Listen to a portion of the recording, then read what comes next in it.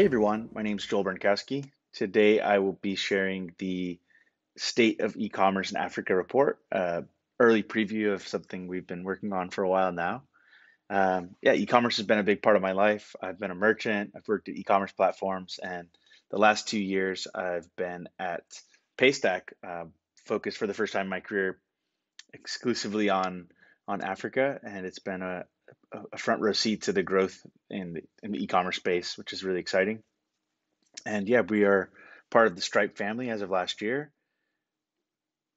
Um, so yeah, given the growth that we've seen, especially since COVID, we started thinking through ways that we could bring all of the learnings that we're seeing at Paystack to into a single report, um, pulling in data from Paystack, talking to merchants, developers, and agencies in different markets, and then using some of these various tools that show us what's powering e-commerce in Africa. We decided to put together a report, and what I'll be sharing today is just a preview, a little taste of the report, which will be published in early 2022.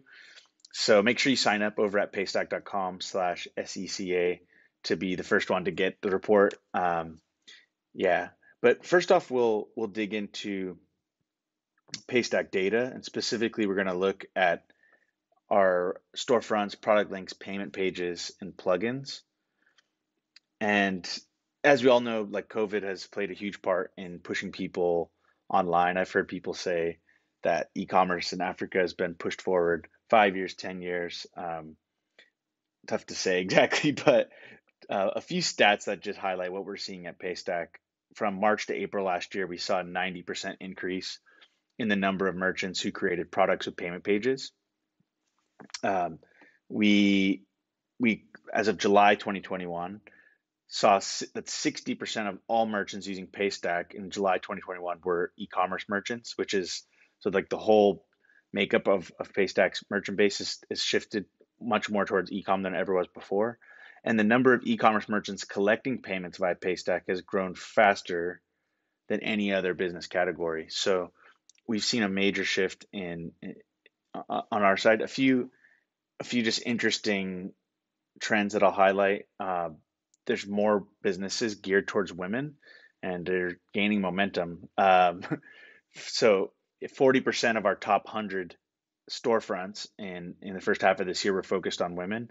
Our top selling storefront sells hair extensions, which accounted for 13% of all PIV. Physical goods account for 62% of our pay-in volume, and 33.4% of all Nigerian merchants who use storefronts are selling physical goods that was in the first half of this year. But having said that, the knowledge economy is also experiencing a real lift. We saw 8 out of our top 20 merchants in Nigeria using storefronts were digital products that sold professional services or courses, and 10% of the top selling storefronts sold digital products. Most of these were content creators monetizing through knowledge sharing through video and ebooks. And then not too surprisingly, the top selling product paid for in Naira was a COVID PCR test, and this made up 17% of all sales, which is very wild. Um, but yeah, we're still seeing a massive uh, boom in terms of the number of merchants using tools like WooCommerce and Shopify to build online stores or to integrate payments into other CMSs and solutions. The first half of this year, we saw 4.2 billion naira processed, which is a 269% increase year on year. So wild to see that kind of growth.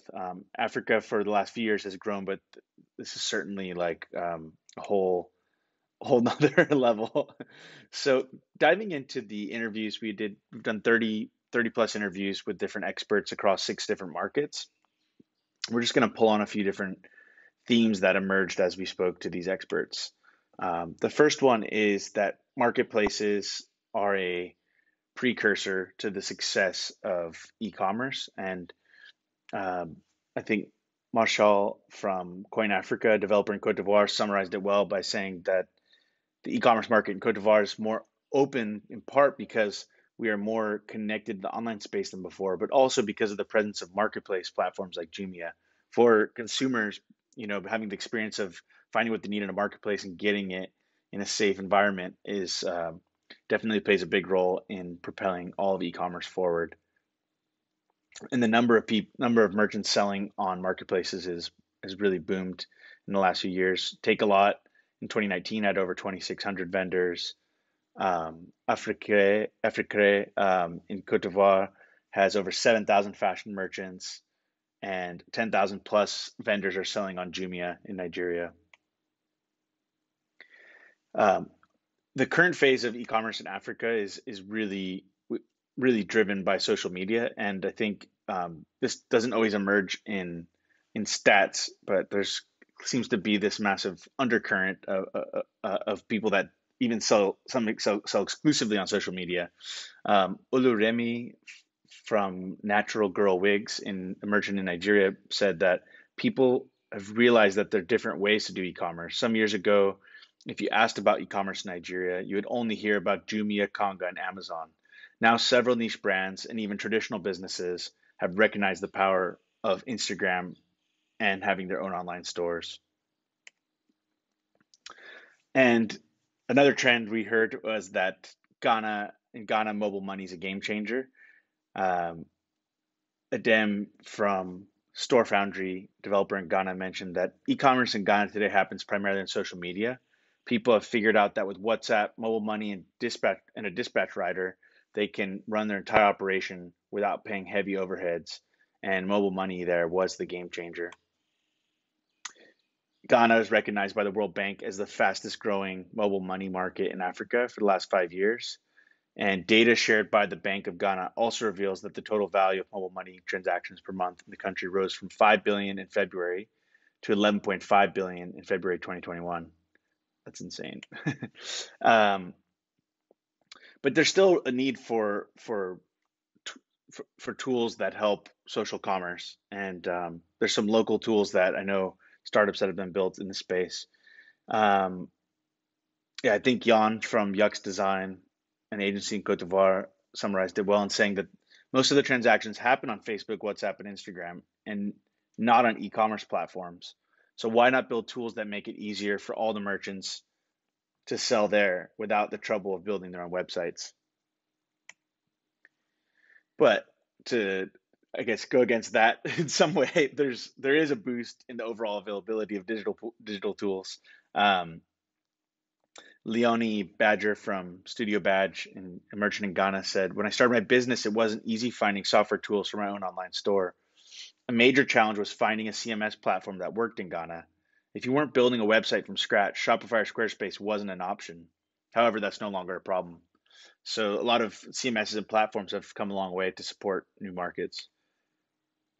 The crumbling barriers to build an e-commerce business in Africa can be traced to the availability of more open source and SaaS tools. So, uh, yeah, across the board, whether we're talking about Shopify, WordPress, we're seeing growth, but these stats on WordPress are really interesting just to see how prevalent open source e-commerce is in the continent. Between 2017 and 2019, WordPress sites grew by 255% in Nigeria, 273% in Kenya, and 132% in South Africa. And in spite of like some of the localization that's happened on those platforms, there's still a need for tech solutions to address or work with small businesses in better ways. And I think Alistair Barnes from Balo in South Africa summarized this well, saying most tech companies don't know what it's like to be a small business. Much more than solutions, they need to encourage community and drive shared conversations with their users. One of our local payment platforms, Yoko, is great at this. They organize monthly periodical meetings where small business owners and customers can have these conversations. And yeah, global tech solutions are not always accessible to African businesses. Jan from Yux Design mentioned that WordPress and Shopify are not very well adapted to our context. And it's not only for payments, the whole user journey has to be better adapted to African customers, and that's not the case. We've seen you've seen this year a few different announcements, or some even more recently, with local solutions making moves with international players. And so last year, Paystack was one of the first platforms to integrate with Wix, giving people access to really affordable SaaS solutions. And earlier this year, Flutterwave announced that they've partnered with PayPal, bringing in different currencies, and PayPal being a really trusted way for people across the world to pay. And just recently, Paystack announced that we've integrated into Apple Pay. One other massive challenge that I think we're all familiar with is just the role that logistics has in e-commerce, and we still have a long way to go. Um, Kwame from Thrive Together in Ghana mentioned that logistics is one of our three biggest challenges. We rely on independent dispatch riders whose bikes are usually impounded when the police do a mass license check. So lots of challenges with affordable and quality shipping locally and internationally. I hope you enjoyed this little taste of our research. Again, make sure you register at paystack.com/SECA to get the full report early next year. Thank you so much for listening in. Feel free to get in touch with me, joel@paystack.com, and hope you have a great rest of your day. Thanks for tuning in. Cheers.